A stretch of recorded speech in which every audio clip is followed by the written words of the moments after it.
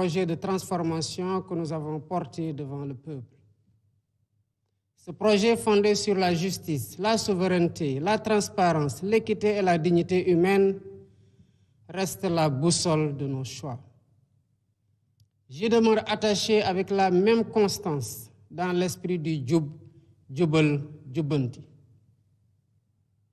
L'année qui s'achève aura été pour notre pays un moment de vérité. Elle a mis au jour des déséquilibres profonds, révélé l'ampleur des défis accumulés, rappelé l'exigence de redresser l'État avec sérieux, méthode et transparence. Un travail approfondi a été mené à l'intérieur avec nos partenaires afin d'établir un diagnostic partagé et de dessiner des solutions durables. Dans le même mouvement, des avancées concrètes ont été réalisées.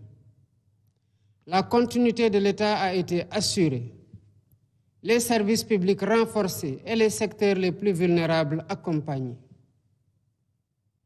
La baisse progressive des prix des produits essentiels s'est traduite par un allègement réel du coût de la vie. Les mesures de réduction des prix de plusieurs produits essentiels ont représenté 342 milliards 500 millions de francs CFA d'économies pour les ménages en 2025. Cet effort se poursuivra en 2026. Je tiens à cet égard à saluer l'engagement du Premier ministre Ousmane Sonko et de l'ensemble du gouvernement. L'amélioration progressive de l'environnement des affaires, l'intensification de notre diplomatie économique et la tenue du Forum Invest in Sénégal ont renforcé la crédibilité du pays et consolidé son positionnement comme une destination d'investissement fiable et attractive. Mes chers compatriotes, la décision politique de porter le registre national unique à 1 million de ménages a rendu l'action sociale plus juste et plus efficace en orientant les appuis vers celles et ceux qui en ont réellement besoin. Cette exigence d'équité s'est prolongée par un soutien accru à l'autonomisation économique des femmes et des jeunes, avec l'émergence de 1060 coopératives productives solidaires. Dans le domaine de la santé, le gouvernement a constamment cherché à améliorer le quotidien des familles.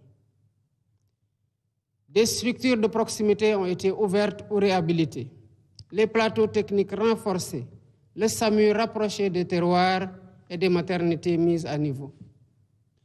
Cet effort s'est traduit en 2025 par l'ouverture de 34 postes de santé et le déploiement de 76 ambulances médicalisées. Ce nombre sera porté à 112 ambulances médicalisées en 2026.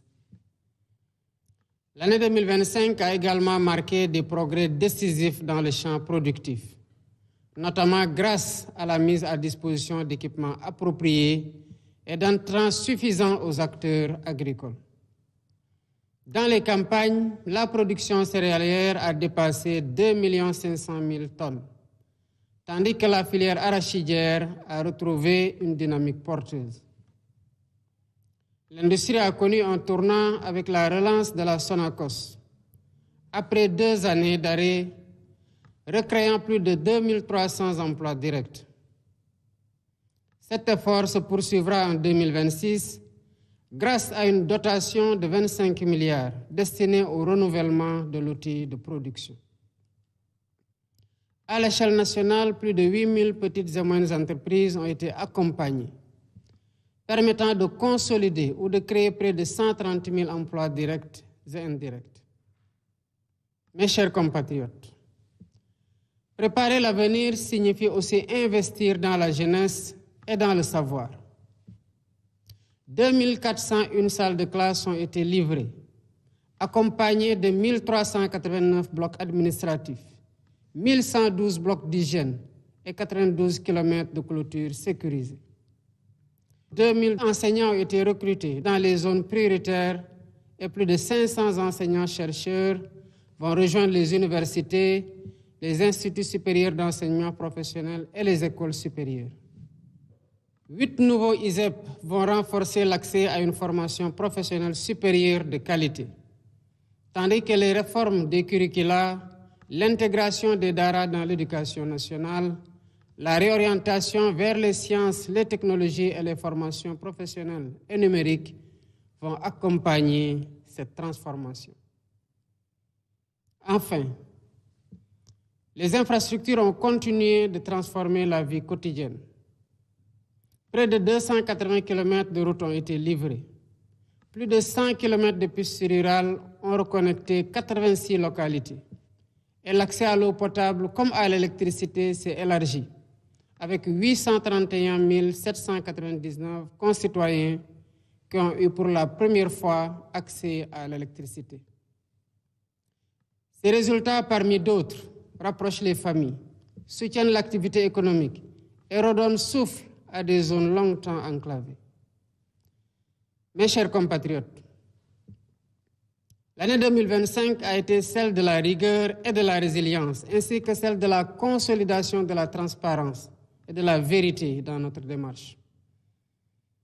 Grâce à une réduction drastique du train de vie de l'État, à une gestion plus exigeante, à la renégociation des contrats et à la rationalisation de plusieurs niches, l'État a dégagé plusieurs ressources qui seront intégralement consacrées aux investissements prioritaires de 2026.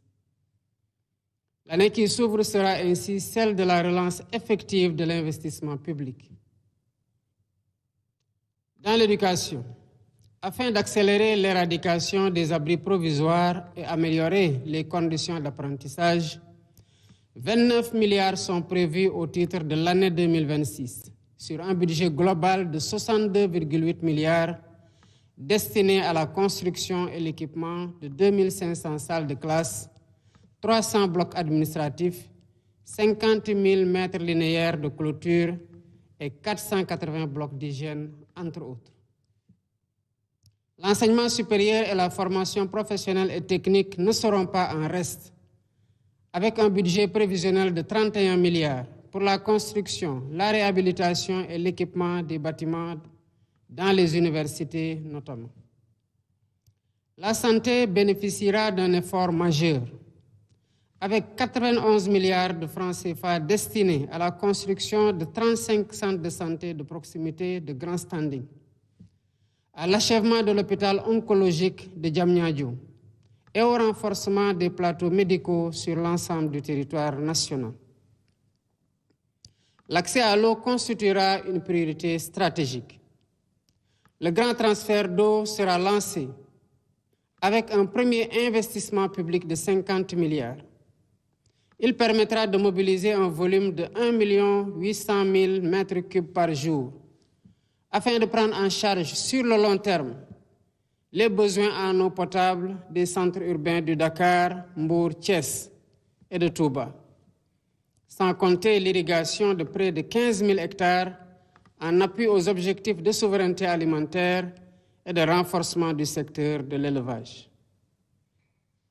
L'hydraulique rurale sera aussi renforcée avec la relance de la phase 2 du projet d'approvisionnement en eau potable d'un montant de 55 milliards pour la réalisation, entre autres, de 101 forages et de 96 châteaux d'eau. Les infrastructures connaîtront une accélération significative. Plus de 100 milliards seront engagés pour les routes, les aménagements urbains et les équipements structurants, y compris ceux liés aux Jeux olympiques de la jeunesse Dakar 2026. Les programmes PUDC, Puma et Promoville disposeront de 51 milliards pour renforcer les services de base et désenclaver les territoires. La construction du deuxième pont de Ziguinchor, avec une dotation initiale de 25 milliards de francs CFA, améliorera durablement la mobilité dans cette région. Dans le même temps, le plan Diomaye pour la Casamance, dont l'impact est déjà significatif, s'étendra progressivement aux autres départements des régions du Sud. Le monde rural bénéficiera d'investissements ciblés, avec 18 milliards dédiés aux coopératives agricoles communautaires et aux premières fermes intégrées, ainsi que plus de 91 milliards pour les agropoles du Sud et du Centre, afin de renforcer la production, la transformation locale et l'emploi. Dans le domaine de l'énergie, l'année 2026 marquera une accélération décisive avec le raccordement prévu de 3637 localités supplémentaires, représentant 113 654 ménages et environ 1 235 755 personnes. Parallèlement, le Sénégal franchira une étape majeure vers la connectivité universelle, avec le déploiement d'antennes satellitaires permettant à près d'1 million de personnes d'accéder gratuitement à l'Internet en 2026, ouvrant ainsi de nouvelles perspectives pour l'éducation, la santé, l'entrepreneuriat et l'inclusion numérique. Enfin, l'accès au logement sera soutenu par 20 milliards de francs CFA destinés à impulser le programme des 30 000 logements et le programme de rénovation urbaine. Ces choix traduisent une conviction claire.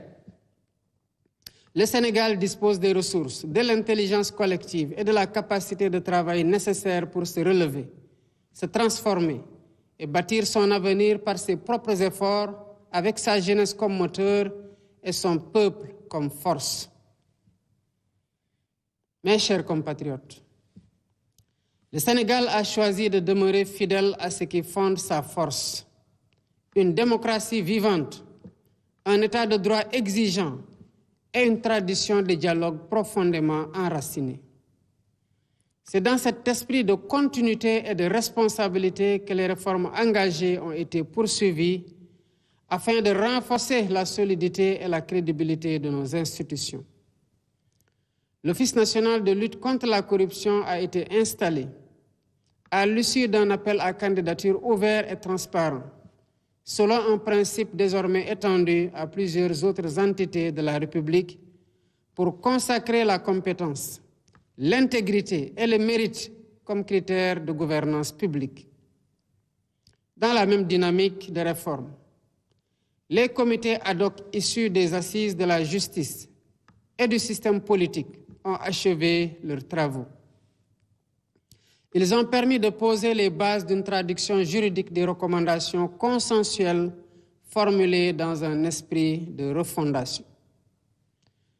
Fidèle à l'engagement de consolider durablement l'état de droit, les projets de textes relatifs à la révision de la Constitution, à la Cour constitutionnelle, au Conseil supérieur de la magistrature, à la Commission électorale nationale indépendante, ainsi que le projet de code électoral, seront présentés en Conseil des ministres et transmis à l'Assemblée nationale au courant du premier trimestre 2026.